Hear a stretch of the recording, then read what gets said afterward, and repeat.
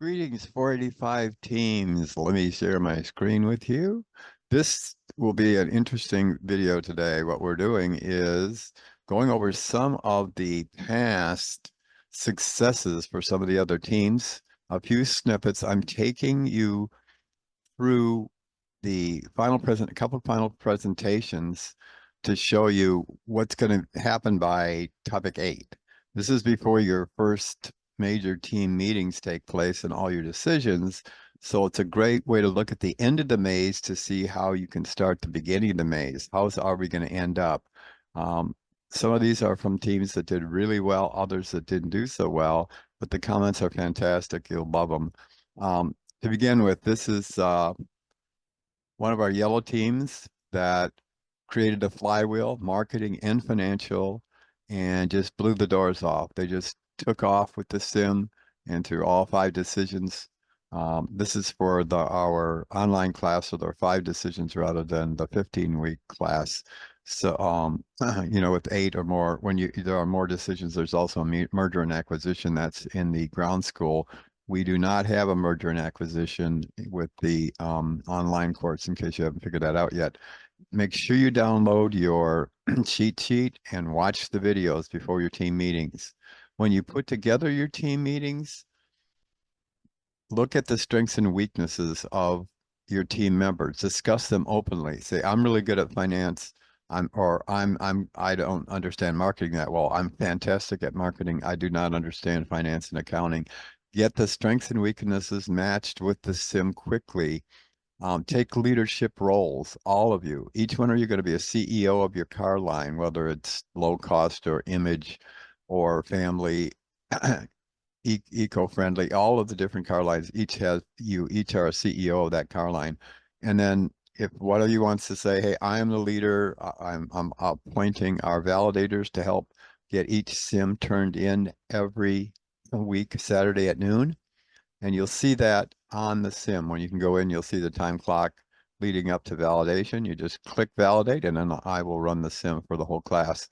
In the meantime, this as you get together, you'll have to establish, if you're the convener, the CEO, get together in the chat on CLC. I've set you all up on text groups, text each other, and pick a Discord server or a Zoom and get together.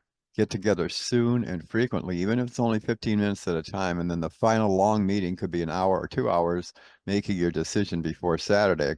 It starts out usually Saturday right before the decision, and then the teams really get good at it. And by Thursday or Friday, some of them have validated and saying, look, we've got it. We figured out what to do here. It only took us 20 minutes. We see the small course corrections. The first couple are going to be more difficult. The first one is in the dark because you can't see any competitive or customer response. So it's mostly guessing, trying to stay in the middle. But look at this strategy. This is yellow team who just did fantastic creating a variety of flywheels. And I don't know if you can read this well or not, but basically this is our team CEO and said that they had noticed that they were in the middle of a pack in the early decisions. That happens. You stay in the middle, and sometimes you're not high, you're not low. I told the team that emissions would be an important winning metric when they were adjusting their sliders, and that we should focus on that more after period 7, which is decision 2, decision 3. We were modest with our adjustments and kept emissions level for most of the sim. Our saving grace was that the other teams tried to overcompensate in engineering and most likely made their emissions go up with that. Higher engineering, you'll hear and see, can also include your fuel failure rate, which drops your production because those cars have to go to be fixed at the plant. Originally, I wanted to grow revenue by 2 to 3% per period over period. The constant changing of the market proved that to be difficult at the beginning. As we began to catch stride, the goal was attainable. They did fantastic. This is one of the few teams out of many sims that actually got positive ROAS, positive ARE, and great emissions. They just knocked the ball out of the ballpark. As we began to catch stride, the goal was obtainable. We focused on what was important for each business line. For example, low cost. It was important to focus on price and deliverability. We also focused on making heavy investments in plants to grow inventory to sell at a lower price across all lines and still make profit. you look at my roast slide, which I have in the 100 slides in under 20 minutes. The roast slide, I hope you take a picture, but it'll show that you have to make profits, you have to increase revenues, but you have to decrease costs. And everyone, when they hear, I have to cut my costs, oh my gosh, we've got to cut costs. We got to get that price down. Cutting costs does not mean necessarily eliminating expenses. It can be less engineering and less marketing, but another way to lower cost is to have a higher installed base to spread those costs over.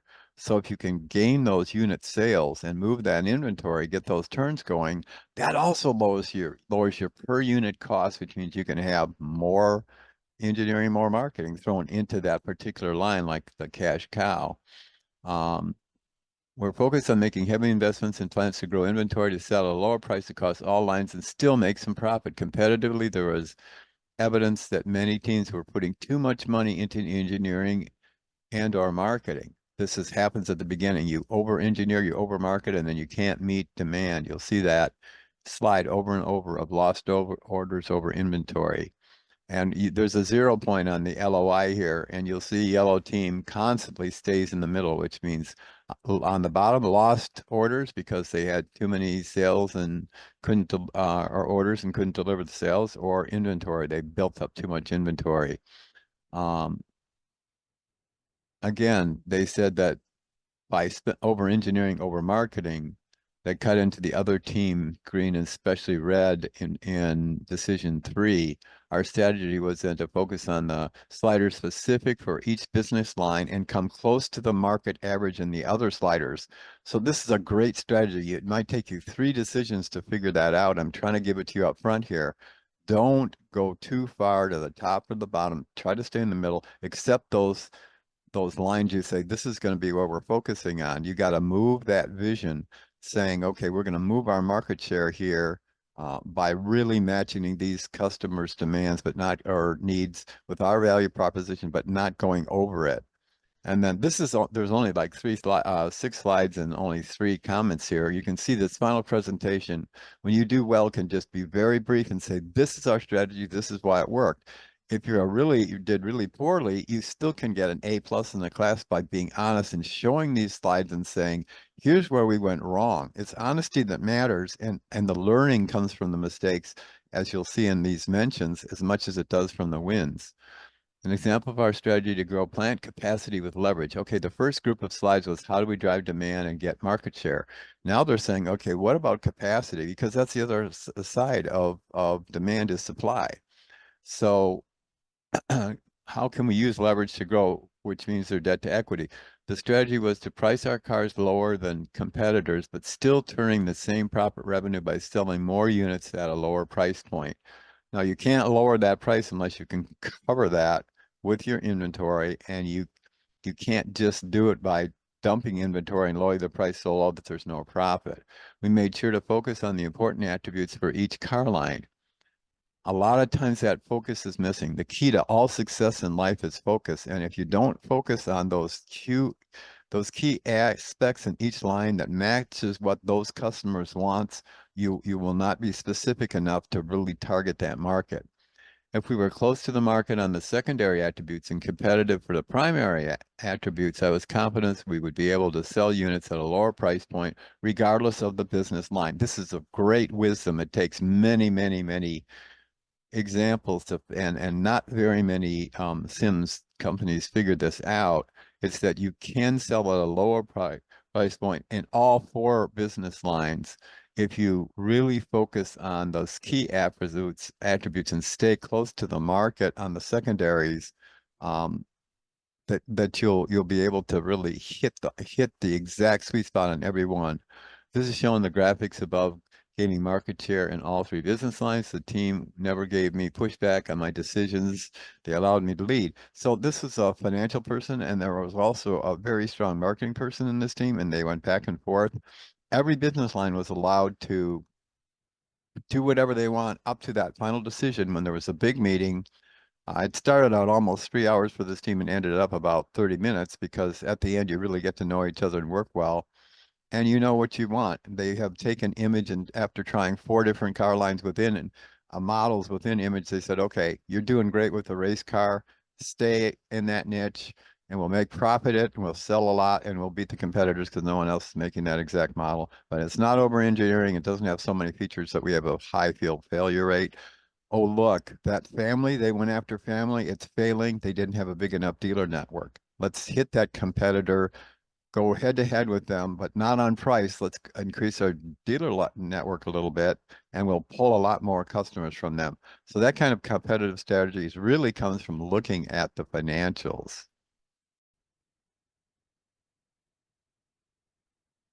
Okay, now that we've seen that example, let's take a look at another example that has a little bit different results here.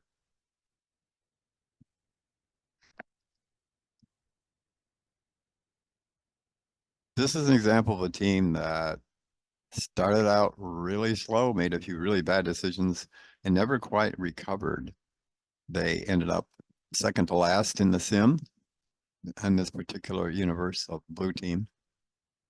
Yet, what's interesting is that the top team was at the very top, and the other fours were very close. They vied up and down very closely, and yet there was a big gap between the top team and the other four below in this particular universe. This summary has got a dozen or so different slides showing a lot of financials, but this is the summary that says there's no hiding the fact that Blue Team struggled at several points in the Mega Sim, which led to the earned position of 4 out of 5 teams over the 7 weeks of planning and decision making. It's not to try and downplay the successes that we had, as there were several high points for Blue Team as well. In other words, they jumped up to number 2. They had great emissions at one point, but their financials were miserable because from decision 1, they decided to price really low and go for a lot of market share, had a huge number of revenues, which were a loss, and ate up all their cash because they weren't making money with those sales. And then they took another and overpriced to send a signal to the rest of the competitors in the market that they were going to hold up the price point on Image. No one followed along and they built a huge amount of inventory there and lost all of those. They had no orders. So the huge amount of inventory with no orders. Both decisions were made early on instead of staying close to the market and trying to feel for how they did with the customers and with the competitors. So you can do that. You can come out with a strategy of a roaring lion and go for it. But if the market doesn't follow you, or if you miss the metrics on your customers, you're going to be bathing in red ink. We're saying this is not to downplay the high points. Okay. However, when we look at the performance of the whole company over the entire simulation period, and while we remain close to our competition, which is true, ultimately performance was not as optimized as we would liked it to be. Being honest in these final presentations will get you an A. If you really look at what happened and why it happened, and you're straight with it, and you know the analysis, and you can see the economics, you can see the finance, give me the ratios, tell me what happened. It's not winning or losing when it comes to the end of the day of this. It's how you made your decisions and understanding what you learned from it.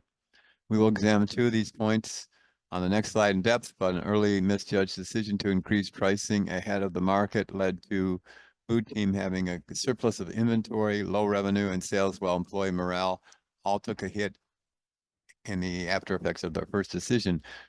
This put us into a recovery mode, going into the second decision in week 3, which quickly improved not only sales revenue, which happened to also be our highest in the sim, but also dramatically lowered our CO2 emissions, which turned into our new target and strength we chose to focus on as our shining point of the entire company. And that worked, but it cost them everything. They had great emissions after that, but they dropped way down in ROAS and retained earnings, and it cost them all of their cash.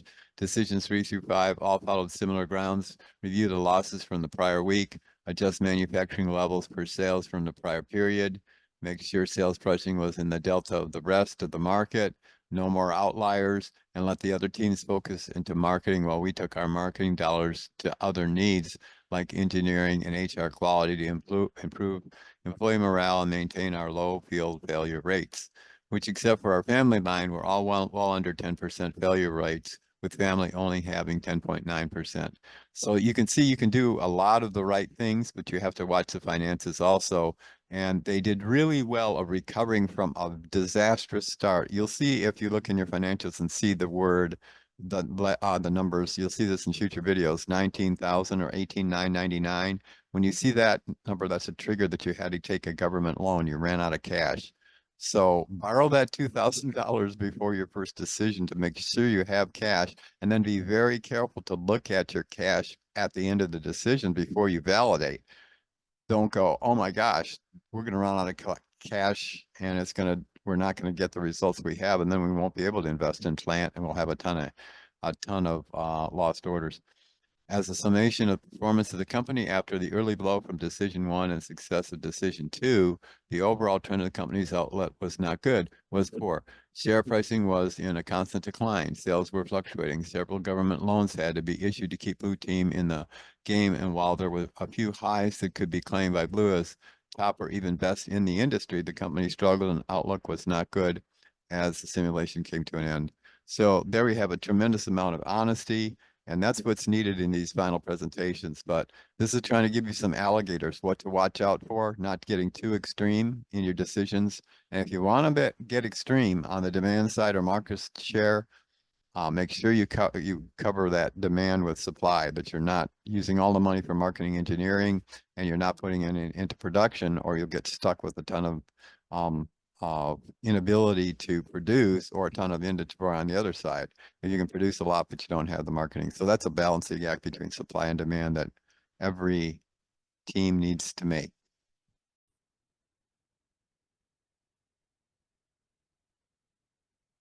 Okay, those were a couple examples of very good, not so good.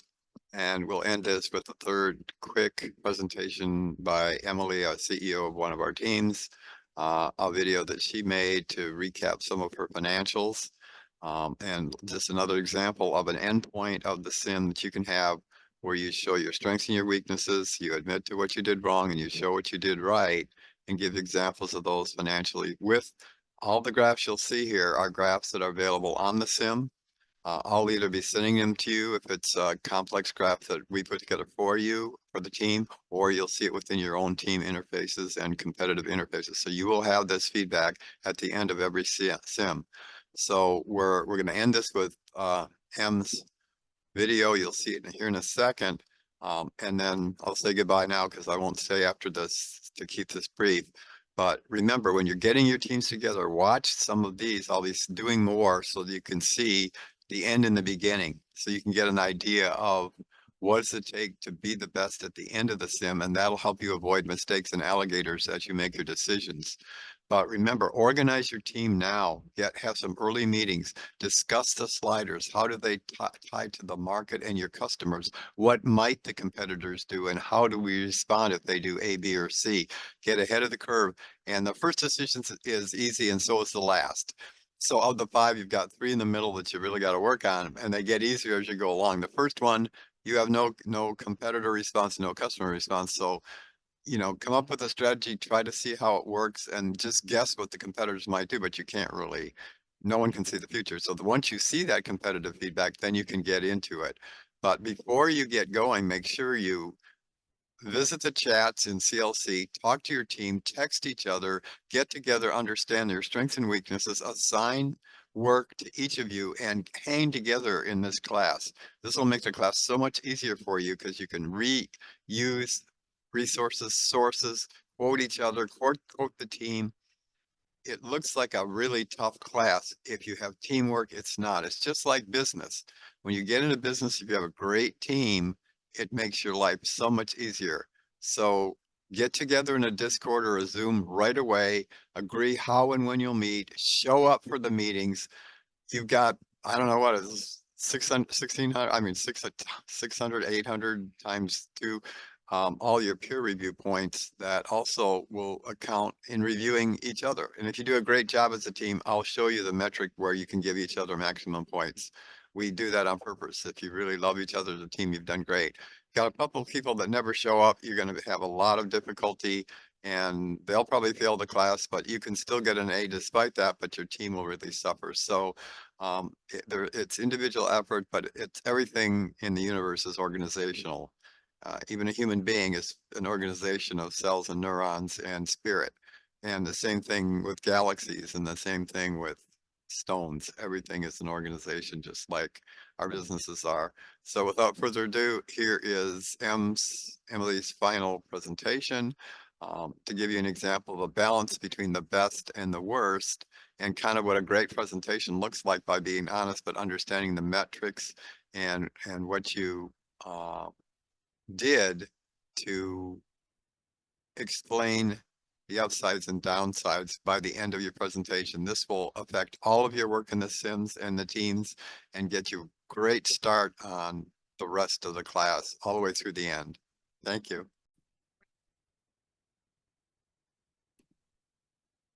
Good afternoon, everyone. My name is Emily Breesy, and today I will be presenting Purple Team's performance and strategic insights from the Mega Simulation.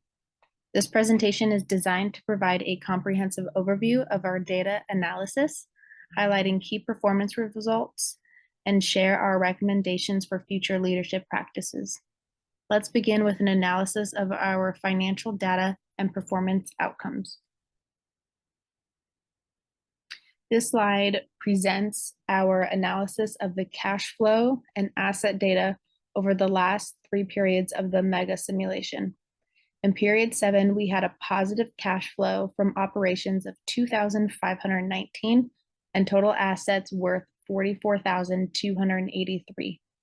However, in period 8, cash flow from operations dropped to negative $1,255 due to increased inventory and facility investments. This reduces our total assets to $42,965. By period 9, the cash flow from operations further declined to negative $5,279, despite a rebound in total assets to $46,468, supported by strategic long-term debt financing. The bar chart on the right visualizes the cash flow fluctuations, while the line graph on the right shows the trend in total assets. These visuals illustrate our proactive approach in managing financial resources to support strategic investments despite the challenges in operational cash flow.